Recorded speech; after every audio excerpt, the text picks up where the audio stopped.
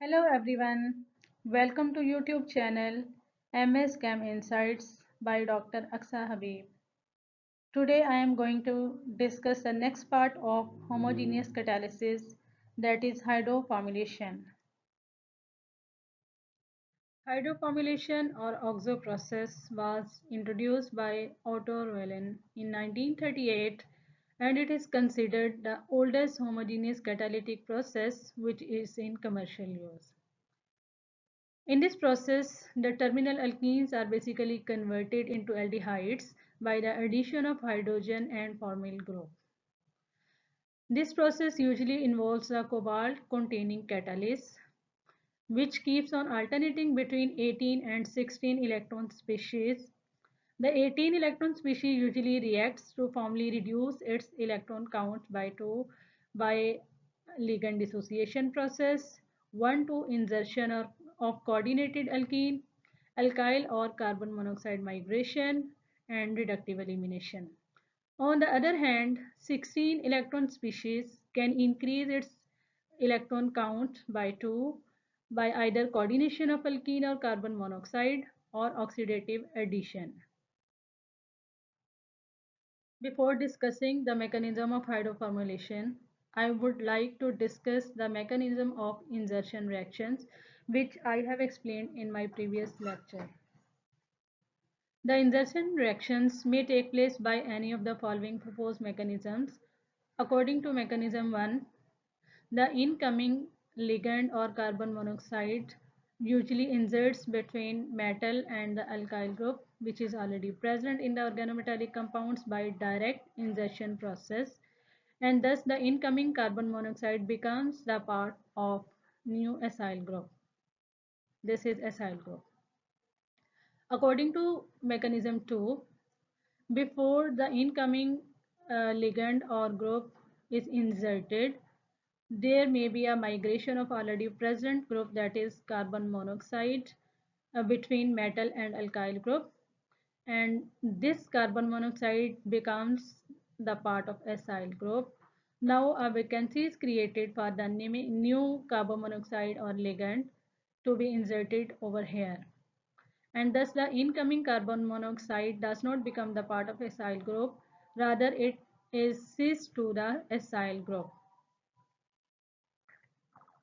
According to mechanism 3, instead of migration of carbon monoxide, the alkyl group may also migrate towards this carbon monoxide, and thus the acyl group forms over here, and a vacancy is created for the incoming ligand or carbon monoxide, which is inserted cis to the acyl group.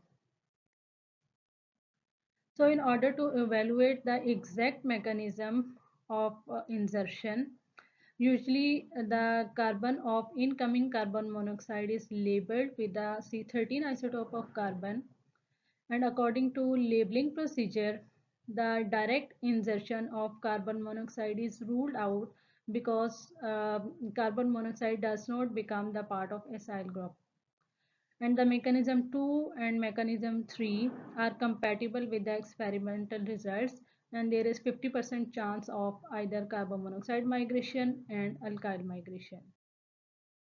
Let's discuss the mechanism of hydroformylation or OXO process.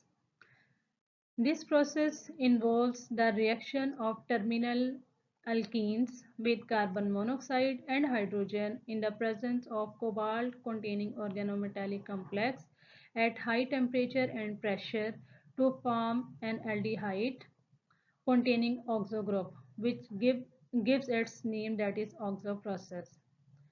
This process is also very complicated and it contains these different steps.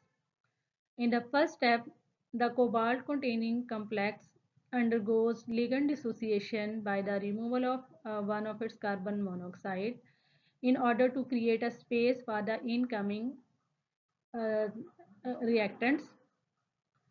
After the removal of this carbon monoxide, the electron count of this compound decreases from 18 to 16 electron.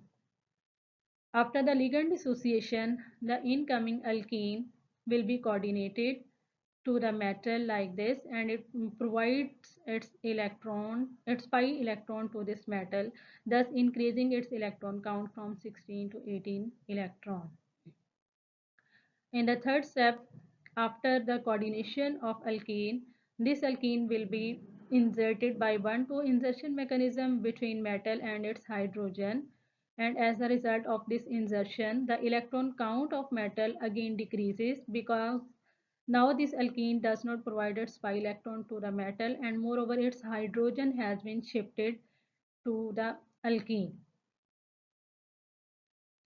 After the insertion of one of the reactant, the second reactant will be added to the compound by simple addition of carbon monoxide.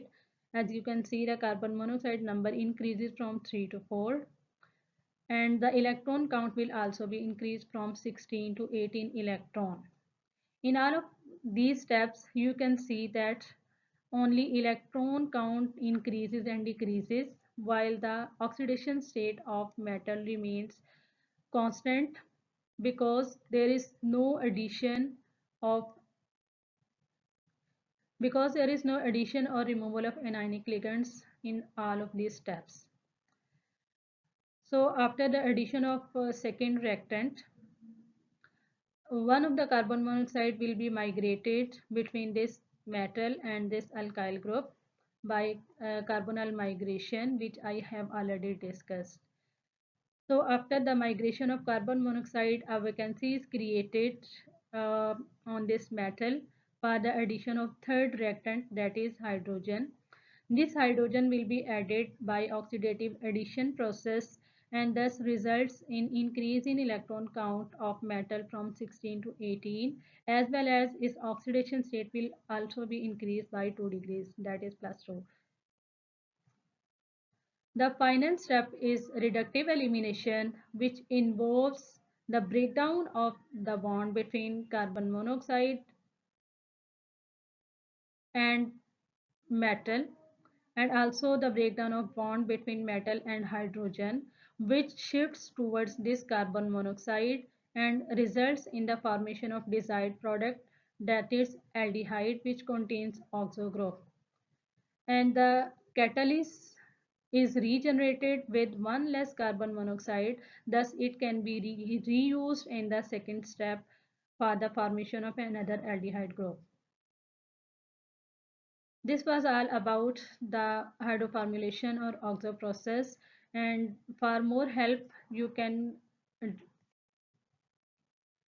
drop an email to me at the email ID given in the start of this presentation. And this content is taken from the book Inorganic Chemistry by Gary L. Misler.